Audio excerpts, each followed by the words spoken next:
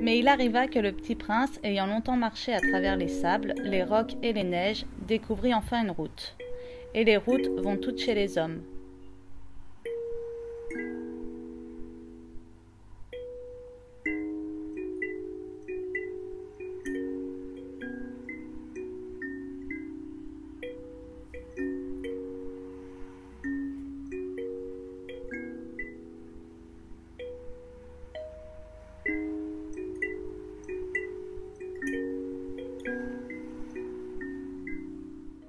Joseph Garibaldi, vue de Fos-sur-Mer.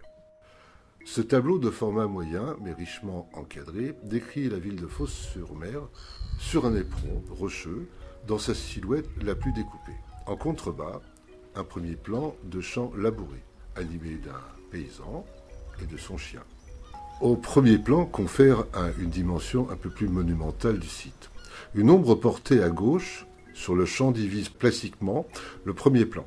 L'originalité de cette composition réside dans son ciel d'un blanc éclatant qui se colore en rose vers la ligne d'horizon.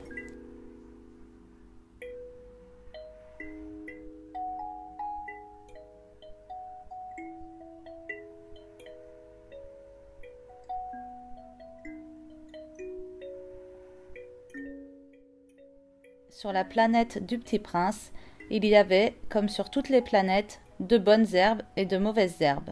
Mais les graines sont invisibles. Elles dorment dans le secret de la terre jusqu'à ce qu'il prenne fantaisie à l'une d'elles de se réveiller. Alors elles s'étirent et poussent d'abord timidement vers le soleil une ravissante petite brindille inoffensive. S'il s'agit d'une brindille de radis ou de rosier, on peut la laisser pousser comme elle veut. Mais s'il s'agit d'une mauvaise plante, il faut l'arracher aussitôt.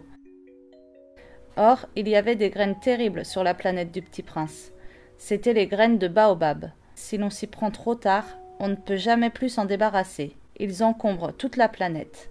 Ils la perforent de ses racines. Et si la planète est trop petite, et si les baobabs sont trop nombreux, ils la font éclater.